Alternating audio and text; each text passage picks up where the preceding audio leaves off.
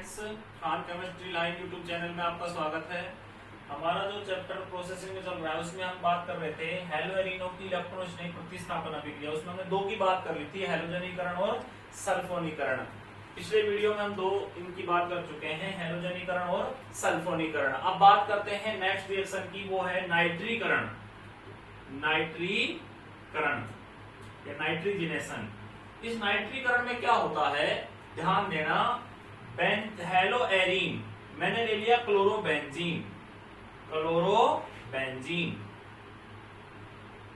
Chlorobenzene, ठीक है, या 1 क्लोरोबेंजीन। क्लोरोबेंजीन को सांद्र HNO3, सांद्र HNO3 और उत्प्रेरक के रूप में लिया जाता है सांद्र H2SO4। ध्यान रखना, जब भी नाइट्रीकरण होगा तो सांद्र HNO3 तो होगा एक तरह से रिएक्टेंट और सांद्र H2SO4 होगा कैटेलिस्ट। अब इन दोनों को जब मिलाते हैं, किस किस को, सांद्र HNO3 को और सांद्र H2SO4 को, जब इन दोनों को मिलाया जाता है HNO3 और H2SO4 तो एक नाम इलेक्ट्रॉन इसलिए निकल कर आता है NO2 plus HSO4 minus plus H2O। ये कहलाता है इलेक्ट्रॉन स्नेही। NO2 प्लस क्या कहलाता है, इलेक्ट्रॉन स्नेही, इलेक्ट्रॉन स्नेही। और ये इलेक्ट्रॉन स्नेही कहां कहां जुड़ेगा भाई, आपको पता है, इसमें अनुनाद है। इलेक्ट्रॉन डेंसिटी कहां कहां पर है, ऑर्थो पर और पैरा पर। तो ये इलेक्ट्रॉन स्नेही कहां कहां जुड़ेगा, ऑर्थो पर और पैरा पर। तो दो उत्पाद बनेंगे, यहां पर लिख रहा हूं मैं उत्पाद। एक उत्पाद तो ये बन जाएगा, ध्यान दो इधर, बेंजीन, बेंजीन के साथ Cl, इसकी ऑर्थो स्थिति पर जोड़ दिया NO2। अब इसका सबसे पहले तो नाम, दूसरा प्रोडक्ट जो बनेगा वो मैं प्लस करके यहां लिख देता हूं। दूसरा प्रोडक्ट ये बनेगा, ये हो जाएगा NO2 और ये हो गया Cl। अब इसका सबसे महत्वपूर्ण बात है, इसका नाम क्या होगा, ध्यान देना। अब जहां भी इलेक्ट्रॉन नहीं जुड़ता है वहां से जिसकी औकात नहीं है कौन भागता है, H+। यानी एक इलेक्ट्रॉन नहीं का दूसरे इलेक्ट्रॉन से क्या हो रहा है, प्रतिस्थापन हो रहा है। तो यहां से जब H+ भागेगा वो H+ किसके साथ अभिक्रिया करेगा, जो ये बना हुआ HSO4 माइनस है, H+ HSO4 माइनस, दोनों मिलकर क्या बना लेंगे भाई, H2SO4। क्या बना लेंगे, H2SO4। अब इसका नाम देखो, सबसे पहले इसका नाम देखो, दोनों प्रतिस्थापी हैं, क्लोरो भी और नाइट्रो भी। क्लोरो किससे लिखा जाता है, C से, और नाइट्रो किससे लिखा जाता है, N से। तो अंग्रेजी वर्णमाला में अगर किसी हाइड्रोकार्बन श्रृंखला से अलग अलग प्रतिस्थापी समूह जुड़े हो तो उस प्रतिस्थापी को पहले अंकन दिया जाएगा जिस प्रतिस्थापी का अंग्रेजी वर्णमाला में अंकन पहले आता हो। तो क्लोरो नंबर 1 और नाइट्रो नंबर 2। तो क्या नाम हो जाएगा इसका, 1 क्लोरो 2 नाइट्रो बेंजीन। मैं यहां लिखता हूं 1 क्लोरो 2 नाइट्रो बेंजीन। और इसका नाम क्या होगा, देखो 1 2 3 और 4। तो इसका नाम क्या हो जाएगा, आपको पता है, 1 क्लोरो 4 नाइट्रो बेंजीन। तो ये रिएक्शन कौन सी थी, नाइट्रीकरण। और नाइट्रीकरण हमेशा कैसे होता है, किसी भी हाइड्रोकार्बन का जब नाइट्रीकरण होता है तो सांद्र HNO3 तो रिएक्टेंट होता है और सांद्र H2SO4 उत्प्रेरक होता है। जब दोनों को मिलाते हैं तो इलेक्ट्रॉन निकल कर आता है NO2+। ये एक इलेक्ट्रॉन दूसरे इलेक्ट्रॉन का क्या करता है, प्रतिस्थापन। इसलिए रिएक्शन किस नाम से जानी जाती है, इलेक्ट्रोफिलिक सब्स्टिट्यूशन रिएक्शन, इलेक्ट्रॉन स्नेही प्रतिस्थापन। तो 3 रिएक्शन कंप्लीट हो गई हैलोएरिनो की इलेक्ट्रॉन स्नेही प्रतिस्थापन अभिक्रियाओं में, हैलोजनीकरण, सल्फोनीकरण और नाइट्रीकरण। अब बात करते हैं फ्रीडल क्राफ्ट रासायनिक अभिक्रिया। ये भी हैलोएरिनो की इलेक्ट्रॉन स्नेही प्रतिस्थापन अभिक्रिया मानी जाती है। और मैंने पिछली वीडियो में आपसे चर्चा कर चुका हूं कि जो फ्रीडल क्राफ्ट अभिक्रिया है वो 2 प्रकार की होती है। कौन कौन सी होती है, 2 प्रकार की। फ्रीडल क्राफ्ट, फ्रीडल क्राफ्ट, ये फ्रीडल जो क्राफ्ट है ये 2 प्रकार की है। एक तो है एल्किलीकरण, एल्किलीकरण, और दूसरी होती है एसेटिलीकरण, एसेटिलीकरण। तो सबसे पहले बात कर लेते हैं एल्किलीकरण की। तो एल्किलीकरण में क्या होता है, ध्यान देना, जब कोई हैलोएरीन या क्लोरोबेंजीन एल्किल हैलाइड के साथ निर्जल AlCl3 उत्प्रेरक की उपस्थिति में अभिकृत कराया जाता है, तो जो इलेक्ट्रॉन इसमें निकल कर आएगा वो एक बार तो कहां जुड़ेगा, ऑर्थो स्थिति पर जुड़ता है, एक बार कहां जुड़ता है, पैरा स्थिति पर जुड़ता है। तो रिएक्शन को देखते हैं, ध्यान देना। ये हमने ये क्या ले लिया, क्लोरोबेंजीन। हमने क्या ले लिया, क्लोरोबेंजीन। और क्लोरोबेंजीन की क्रिया मैं करा रहा हूं CH3Cl के साथ, एल्किल हैलाइड के साथ, यानी कि मोनोहेलो एल्केन के साथ। किस उत्प्रेरक की प्रेजेंट में, निर्जल या ड्राई, निर्जल का मतलब शुष्क यानी बिना जल का, AlCl3 उत्प्रेरक की उपस्थिति में। तो टाबरियो AlCl3 क्या है, लुईस अम्ल है। और जब इसको दोनों को मिलाया जाता है, किस किस को, AlCl3 प्लस CH3Cl को, तो इससे कंपाउंड क्या बनता है, AlCl4 माइनस और CH3 प्लस। और CH3 प्लस क्या होता है, इलेक्ट्रॉन स्नेही होता है। क्या होता है, इलेक्ट्रॉन स्नेही। तो कहां कहां जुड़ेगा, इसमें क्या है, अनुनाद। मैंने आपको अनुनाद अच्छे से पढ़ा रखा है, पिछली वीडियो में काफी चर्चा कर रखी है अनुनाद के बारे में। ऑर्थो स्थिति और पैरा स्थिति पर इलेक्ट्रॉन डेंसिटी बढ़ती है, नेगेटिविटी चार्ज कहां आता है, ऑर्थो पर और पैरा पर। इसलिए CH3 कहां जुड़ेगा, एक बार ऑर्थो पे जुड़ेगा और एक बार पैरा पे जुड़ेगा। तो ऑर्थो पे जब जुड़ेगा तो प्रोडक्ट क्या बनेगा, प्रोडक्ट ये बनेगा, ध्यान देना, CH3 के साथ CH3। और दूसरा जो प्रोडक्ट बनेगा वो क्या बनेगा, बेंजीन के साथ, यहां पर हो जाएगा Cl और ये हो जाएगा CH3। अब आपको पता है कि जब बेंजीन से CH3 जुड़ता है, बेंजीन से जब CH3 जुड़ता है तो उसको क्या कहते हैं, टालुइन। क्या कहते हैं, टालुइन, या मैथिल बेंजीन को टालुइन कहा जाता है। क्लियर। तो यहाँ पर देखो ये मुख्य समूह हो गया टालुइन, तो ये नंबर 1 और ये नंबर 2, अपन इसको कह सकते हैं ये इसकी ऑर्थो स्थिति पर है। कौन सी स्थिति पर है, ऑर्थो स्थिति पर। और ये किसकी स्थिति पर है, आमने सामने वाली, पैरा स्थिति हो गई। तो दोनों को जब हम मिला कर लेते हैं तो इसका नाम हो जाएगा ऑर्थो क्लोरोटालुइन और इसका नाम हो जाएगा पैरा क्लोरोटालुइन। क्या नाम हो जाएगा इसका, ऑर्थो क्लोरोटालुइन, और इसका नाम क्या हो जाएगा भाई, पैरा क्लोरोटालुइन। तो मेरे हिसाब से आपको फ्रीडल क्राफ्ट की एल्किलीकरण आसानी से क्लियर है। अब एसिटिलीकरण की बात कर लेता हूं, तो इसको क्लीन करते हैं, देखते हैं एसिटिलीकरण क्या है। एसिटिलीकरण में क्या होता है कि haloarene acetyl chloride CH3C double bond OCl, acid क्यों कह रहे हैं इसको, व्युत्पन्न पद्धति में दो कार्बनों को क्या कहा जाता है, एसिड कहा जाता है। इसलिए इसका नाम क्या हो गया, व्युत्पन्न नाम एसिटिल क्लोराइड। और एसिटिल क्लोराइड अपने आप में इसमें जो बॉन्ड लग रहा है, bond C double bond OX, एक फंक्शनल ग्रुप होता है। क्या होता है, एक फंक्शनल ग्रुप। उस फंक्शनल ग्रुप को किस में माना जाता है, अम्ल के व्युत्पन्न में माना जाता है। अम्ल के 4 व्युत्पन्न होते हैं। पहला अम्ल एनहाइड्राइड होता है, दूसरा अम्ल हैलाइड होता है जिसको ये C डबल बॉन्ड X से रिप्रेजेंट कर रहे हैं, तीसरा एस्टर होता है, चौथा एमाइड होता है। तो यहाँ पर ये एक फंक्शनल ग्रुप है और इस फंक्शनल ग्रुप में इसको क्या कहते हैं, हम इसका अनुलग्न तो लगाते हैं OL हैलाइड। क्या लगाते हैं, OL हैलाइड। और इसके पूर्वलग्न की बात करें तो पूर्वलग्न लगाते हैं इसका हेलोफोर्मिल। क्या लगाते हैं, हेलोफोर्मिल। फॉर्मिल इसलिए कहते हैं क्योंकि इसमें कार्बन कितना है, 1 है, और एक कार्बन को किस नाम से रिप्रेजेंट किया गया, फोरम से रिप्रेजेंट किया गया। अगर यहाँ पर H होता तो एल्डिहाइड को रिप्रेजेंट करता, X है तो इसलिए हेलो लगा दिया और फॉर्मिल, क्योंकि एल्डिहाइड का भी जो पूर्वलग्न लगता है वो फॉर्मिल ही लगता है। तो मेरे हिसाब से आपको ये समझ में आ रहा होगा। एसिटिल क्लोराइड का आईयूपीएसी की बात करें तो 2 कार्बन है, तो 2 कार्बन के लिए क्या आएगा, एथेन, और एथेन में क्या जोड़ देंगे, OL, तो नाम क्या हो जाएगा, एथेनोयल क्लोराइड, एथेनोयल क्लोराइड। अब प्रोडक्ट क्या बनेगा, सबसे मेन चीज ये है। तो मैंने ये आपको अच्छे से क्लियर किया है, इसको मैं एक बार थोड़ा सा आगे प्रोसेसिंग में लेता हूं। देखो ये हो गया आपका एथेनॉल क्लोराइड, ठीक है। वही उत्प्रेरक क्या लेते हैं फ्रीडल क्राफ्ट में, निर्जल AlCl3। अब इन दोनों को जब मिलाते हैं, किस किस को, AlCl3 को और CH3C डबल बॉन्ड और Cl को, तो क्या होगा, देखो ध्यान दो उधर, AlCl3 plus CH3C double bond OCl। जब दोनों को मिलाया जाता है तो प्रोडक्ट बनता है AlCl4 minus plus CH3C double bond O plus. इसको बोला जाता है एसिटाइल समूह, एसिटाइल समूह। और एसिटाइल समूह क्या बन गया भाई, ये इलेक्ट्रॉन स्नेही, क्या बन गया इलेक्ट्रॉन स्नेही। और ये किसका काम करता है, लुईस अम्ल का काम करता है। क्यों, क्योंकि इसके पास रिक्त कक्षक उपलब्ध होता है। किस धातु के पास, एल्युमिनियम धातु के पास। एल्युमिनियम का एटॉमिक नंबर कितना होता है, 13। इलेक्ट्रॉनिक कॉन्फ़िगरेशन क्या होता है, 3s2 3p1। एक्सटर्नल ऑर्बिटल में कितने इलेक्ट्रॉन है, 3।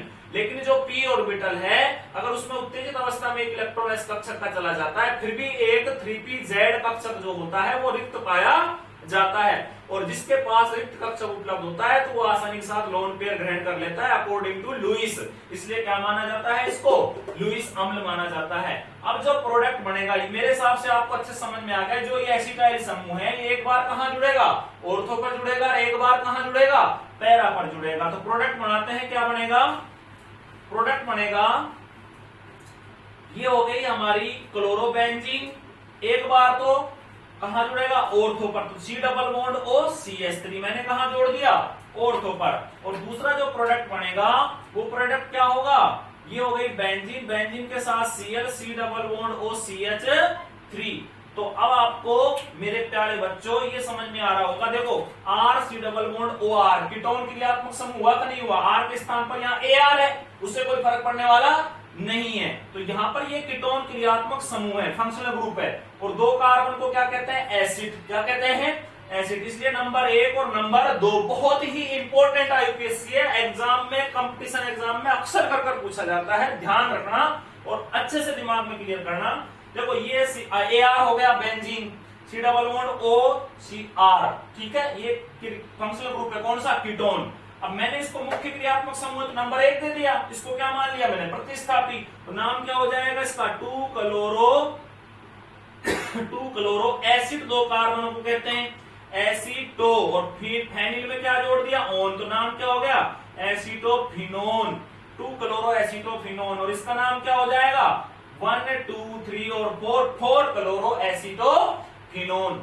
मेरे हिसाब से आपको हेलोएरिनो की इलेक्ट्रॉन स्नेही प्रतिस्थापन अभिक्रियाएं, जिसमें मैंने आपको हेलोजनीकरण कंप्लीट कराई, जिसमें मैंने आपको नाइट्रीकरण कंप्लीट कराई, जिसमें मैंने आपको सल्फोनीकरण कंप्लीट कराई, और जिसमें मैंने आपको फ्रीडल क्राफ्ट की एल्किलीकरण और एसिडीकरण दोनों अभी अब आपके सामने क्लियर कराई है। तो इनमें से 1 नंबर का प्रश्न आरबीएससी बोर्ड एग्जाम हो या सीबीएसई बोर्ड एग्जाम हो, 1 नंबर का डेफिनेटली प्रश्न आने की संभावना होती है। इसलिए इंपॉर्टेंट रिएक्शन है, अच्छे से आपको क्लियर हो गई होंगी। आगे हम जब बात करते हैं तो बात आती है हेलोएरिनो की धातुओं के साथ रासायनिक अभिक्रिया की। तो देखते हैं हेलोएरिनो की धातुओं के साथ रासायनिक अभिक्रिया। थोड़ा सा मैं आपको एक बार याद दिलाऊंगा, पहले मैं हेडिंग डाल देता हूं, हेलोएरिनो की धातुओं के साथ अभिक्रिया। हेलोएरिनो की जो धातुओं के साथ अभिक्रिया थी उसी को हमने हेलोएल्केनो में धातुओं के साथ अभिक्रिया में पढ़ा है। आपको याद होगा वोल्टाज अभिक्रिया मैंने पढ़ाई थी आपको, जब एल्किल हैलाइड को सोडियम धातु के साथ शुष्क ROR की प्रेजेंट में रिप्रेजेंट किया जाता है या रिएक्ट किया जाता है तो प्रोडक्ट सम्मित एल्केन प्राप्त होती है। मैंने आपको उसकी मैकेनिज्म भी बताई थी, आयनिक मैकेनिज्म बताई थी, अच्छे से क्लियर की थी। इसके अलावा मैंने आपको लिथियम धातु के साथ रिएक्शन कराई थी, जिसमें मैंने आपको सुपर गिरनियर अभिकर्मक के बारे में बात की थी। लेड धातु के बाद में रिएक्शन कराई थी, जिसमें TeL निर्मित हुआ था, टेट्राएथिल लेड निर्मित हुआ था। तो ये ध्यान रखना। इसी प्रकार हेलोएरिनो की भी किसके साथ रिएक्शन होती है, धातुओं के साथ रिएक्शन होती है। तो इसमें एक रिएक्शन पढ़ते हैं, इंपॉर्टेंट रिएक्शन है। मेरे हिसाब से तो मुझे लगता है कि आरबीएससी बोर्ड एग्जाम ने तो इन रिएक्शनों का ठेका ले रखा है। किस किस का, वोल्टेज का, फिटिंग का, वोल्टेज फिटिंग का। इनको तो कहीं ना कहीं उसको डालना है एग्जाम पेपर में, ठीक है, कहीं पे कोई से क्वेश्चन में इसको एक रिएक्शन को ऐड करना है। तो तीनों रिएक्शन बड़ी इंपॉर्टेंट है, फिंकलेस्टाइन, स्वाटर्स, वोल्टेज फिटिंग एक उल्मान और पढ़ेंगे। तो इसमें देखते हैं कौन कौन सी रिएक्शन है। तो इसमें सबसे मेन रिएक्शन जो मैं अभी पढ़ाऊंगा आपको, एक तो है फिटिंग रिएक्शन। फिटिंग रिएक्शन में क्या होता है कि जो हेलोएरिन है, देखो वोल्टेज में जाओ पीछे वापिस, वहां क्या था RX, यहां पर क्या है ArCl, वहां पर क्या था CH3Cl, यहां पर क्या है C6H5Cl। कोई फर्क पड़ने वाला नहीं, कैसे भी ले लो, ठीक है। कितने मोल? 2 मोल। प्लस किस धातु के साथ?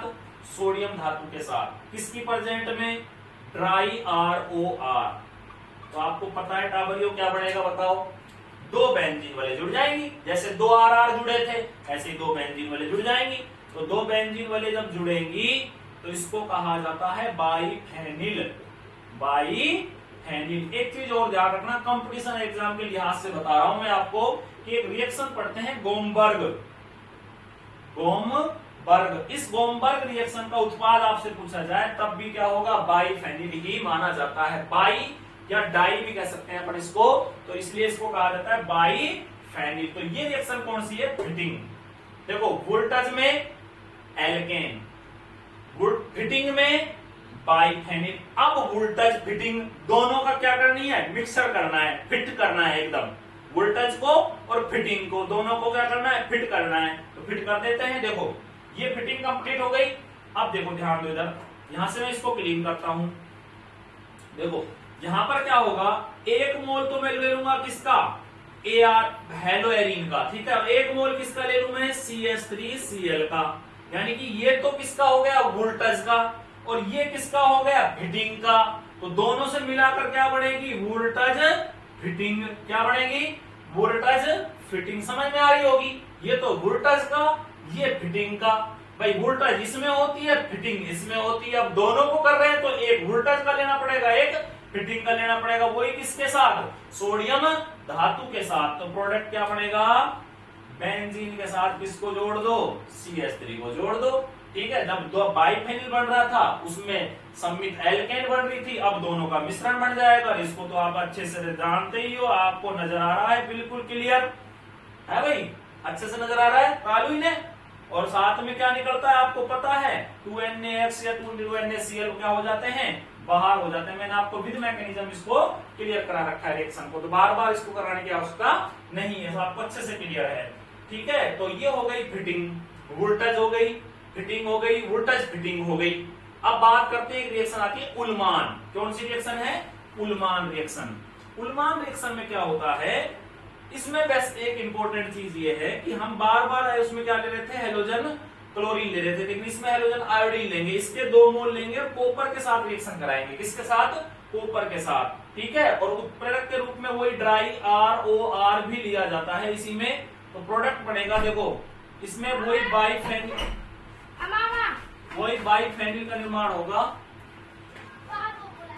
बाइफेनिल का निर्माण होगा। और प्लस में क्या निकलेगा? CuI2। यानी कि अब मैंने आपको बताया था कि जब इसकी उच्चतम ऑक्सीकरण अवस्था होती है तो इसको कहते हैं क्यूप्रिक आयोडाइड। क्या कहते हैं? Cupric iodide. और निम्नतम ऑक्सीकरण अवस्था होती है तो क्या कहते हैं? Cuprous oxide, cuprous iodide. तो अब इसका नाम क्या है? Cupric iodide. क्या नाम है? Cupric iodide. निम्नतम किसी धातु की ऑक्सीकरण अवस्था होती है तो उसमें अनुलग्न क्या लगता है? अनुलग्न लगता है अस। और उच्चतम ऑक्सीकरण अवस्था आती है उस धातु के अंत में क्या लगता है? इक। तो नाम क्या हो गया? Cupric iodide. उत्पाद क्या बढ़ता है इसमें? बाइफेनिल ही निर्मित होता है। क्या उत्पाद निर्मित होता है? बाइफेनिल निर्मित होता है। तो बाइफेनिल, आगे इसमें देखते हैं रिएक्शन पढ़ते हैं अपचेन। क्या पढ़ते हैं? अपचेन। तो अपचेन में देखते हैं क्या होती है। सारी रिएक्शन क्लियर है आपको अच्छे से। रिडक्शन जब करेंगे किसका? रिडक्शन जब करेंगे हेलोएरिनो का, हेलोएरिनो का रिडक्शन जब करते हैं तो रिडक्शन में क्या होता है? ये हेलोएरिन है, ठीक है। अब रिडक्शन में हमेशा आपको पता है ऑक्सीजन हटता है, हाइड्रोजन जुड़ता है। एक सामान्य शर्त में ले लेते हैं, या कोई इलेक्ट्रोनेगेटिविटी समूह जुड़ता है और उसके स्थान पर हाइड्रोजन एटम एडिशन किया जाता है। मैंने कहा कि भाई हाइड्रोजन गैस प्रवाहित हो रही है 2H आयन के रूप में या 2H के रूप में, एटम के रूप में। किसकी प्रेजेंट में? निकिल और एल्युमिनियम। इन धातुओं की उपस्थिति में क्या होता है? हाइड्रोजन गैस का अधिशोषण होता है। तो अधिशोषण होगा तो देखो बेंजीन से क्या चाहिए? इसके स्थान पर हाइड्रोजन, जहां Cl है तो हाइड्रोजन हटेगा, एक हाइड्रोजन इसके साथ निकल जाएगा किस रूप में? HCl के रूप में। तो क्या बनती है? ध्यान रखना, इससे बेंजीन निर्मित होती है। तो ये रिएक्शन कौन सी थी? हेलोएरिनो की रिडक्शन रिएक्शन थी। क्या थी भाई? हेलोएरिनो की रिडक्शन रिएक्शन। अब बात करते हैं आगे, इसमें जब चलेंगे तो करते हैं बात नाभिक स्नेही, हेलोएरिनो की नाभिक स्नेही प्रतिस्थापन अभिक्रियाओं की। तो ये मेरे को अच्छे से, आपको अच्छे से क्लियर हो गया होगा। आगे इसमें रिएक्शन हम पढ़ेंगे हैलो एरिनो की नाभिक स्नेही प्रतिस्थापन अभिक्रियाएं। तो देखते हैं हैलो एरिनो की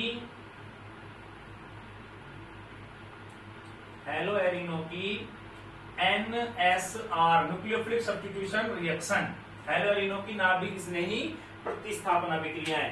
देखो एक प्रश्न आता है और पिछले लगभग मेरे को जहां तक उम्मीद है 2016 के प्रश्न पत्र में ये प्रश्न आया था। प्रश्न क्या था देखो, ध्यान दो इधर, नाभिक स्नेही प्रतिस्थापन, सॉरी मैं लिखता हूं दोबारा से, एरिल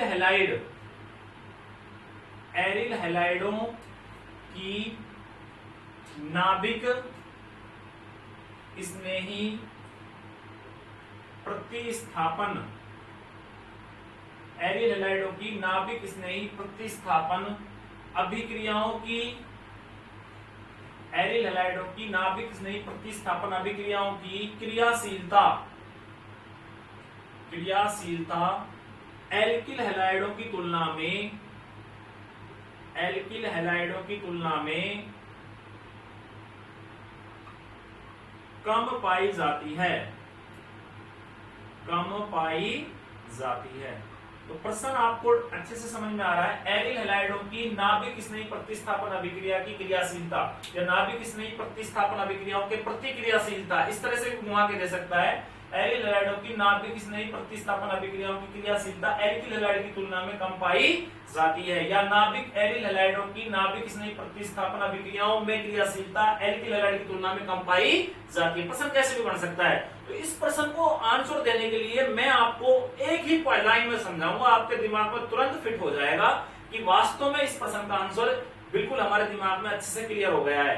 देखो ये मैंने ले लिया RX, ठीक है, इसमें मैंने एक रिएक्शन कराई, मान लीजिए एक्वस KOH के साथ, किसके साथ कराई, एक्वस KOH के साथ। तो प्रोडक्ट क्या बना, ROH, यानी एक नाभिक स्नेही का दूसरे नाभिक स्नेही से प्रतिस्थापन हो गया। तो ये क्या हो गया, एल्किल हैलाइड। क्या हो गया भाई, ये एल्किल हैलाइड हुआ कि नहीं हुआ। RX एक नाभिक स्नेही के दूसरे नाभिक स्नेही से क्या हो गया, प्रतिस्थापन। क्लियर।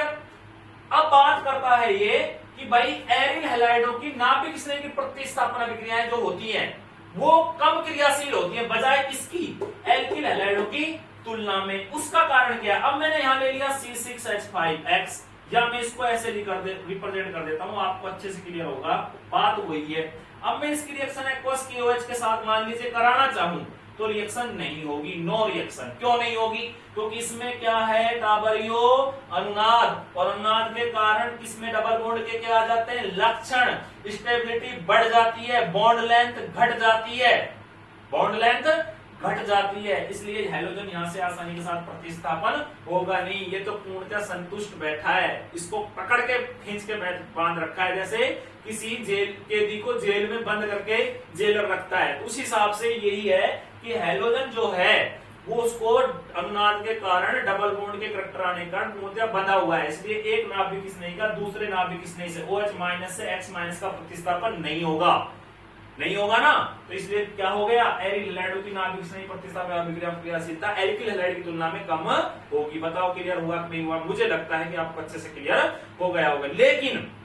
लेकिन कुछ कंडीशन ऐसी होती हैं जोर जबरदस्ती भी कर देते हैं। जोर जबरदस्ती का आप जानते हो टाबरियो, जैसे मान लीजिए कोई मतलब कैदी है, वो जेल में बंद है, अब उसको हम क्या करते हैं, छुड़ाने के लिए उसका केस लड़ते हैं, अच्छे वकील करते हैं, मनोज अरुण जेटली जैसे वकील कर लेते हैं बहुत से लोग बाग, है ना। वो क्या करते हैं, अपना दिमाग लगाते हैं, वो पॉइंट खोजते हैं कि कहीं ना कहीं से इस कैदी का ऐसा बेनिफिट पॉइंट मिले जो जज के सामने इसके केस को रखा जाए, उसमें हमको प्लस पॉइंट मिले, ठीक है। तो प्लस पॉइंट जब उस हिसाब से मिलता है तो उस कैदी को क्या हो जाती है, बेल हो जाती है, जमानत मिल जाती है, ठीक है। जज उसको क्या कर देता है, जमानत दे देता है। अब इसको जमानत मिलनी है हैलोजन को, तो जमानत मिलेगी कैसे, हैलोजन को हटाना है हमको, क्योंकि रिएक्शन कौन सी पड़ती है, नाभिक स्नेही प्रतिस्थापन, क्योंकि होती है, लेकिन होने के लिए कुछ ना कुछ क्या चाहिए, कंडीशन, बड़े बड़े वकील चाहिए उस कैदी को छुड़ाने के लिए। तो इन रिएक्शनों को भी हटाने के लिए, हैलोजन को हटाने के लिए कुछ ना कुछ तो चाहिएगा।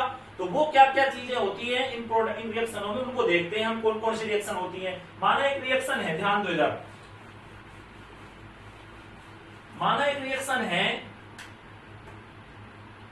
ये मैंने ले लिया Cl और इसकी रिएक्शन मैंने करा दी CuCN के साथ, कॉपर साइनाइड के साथ, इसके 2 मोल ले लिए, ठीक है, और इसके भी कितने मोल ले लिए भाई, 2 मोल। इसको मैंने हीटिंग किया, हीटिंग कितना किया, लगभग मान लीजिए 425 केल्विन टेम्परेचर, यानी टेम्परेचर बहुत ज्यादा होता है, ठीक है। डिग्री सेल्सियस की बात करेंगे तो इसमें से 273 घटा देंगे तो वो डिग्री सेल्सियस में आ जाएगा।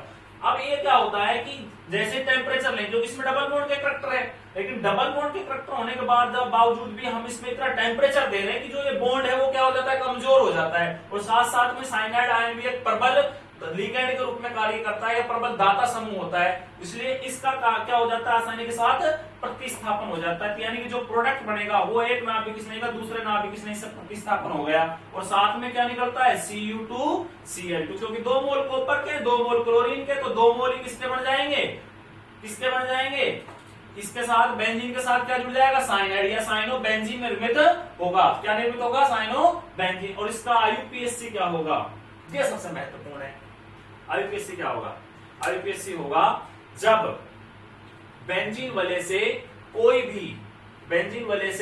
कोई भी कार्बनिक क्रियात्मक समूह जुड़ा होता है, तो उस कार्बनिक यौगिक का नामकरण करते समय कार्ब शब्द का प्रयोग किया जाता है। अगर उस क्रियात्मक समूह में पहले से ही कार्ब है तो कार्ब नहीं लगाएंगे, और कार्ब नहीं है तो कार्ब लगाएंगे। तो साइनाइड में कोई कार्ब नहीं है, इसलिए क्या नाम हो जाएगा, देखो बेंजीन, क्या नाम हो जाएगा, benzene 1 carb cyanide, benzene 1 carb cyanide, या बेंजीन 1 कार्ब नाइट्राइल, अनुलग्न भी लगा सकते हैं, बेंजीन 1 कार्ब नाइट्राइल।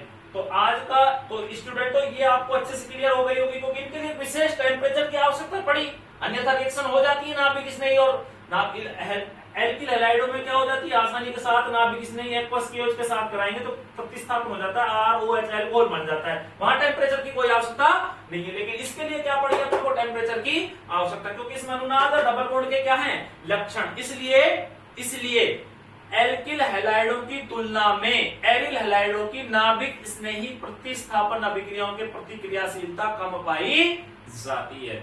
तो आज का डियर स्टूडेंट्स मेरे द्वारा पढ़ाया गया टॉपिक आपको अच्छे से समझ में आ गया होगा, तो मैं आशा करता हूं आगे भी आप मेरे साथ लगातार जुड़े रहिए। इसलिए मेरे चैनल को आप सब्सक्राइब करें, शेयर करें, लाइक करें, और बेल आइकन के बटन को दबाना ना भूलें, ताकि आगामी वीडियो की आपकी सूचना समय समय पर प्राप्त होती रहे। आगे हम नेक्स्ट प्रोसेसिंग में नेक्स्ट वीडियो में चर्चा करेंगे। आप सभी को बहुत बहुत धन्यवाद, आपका दिन शुभ रहे।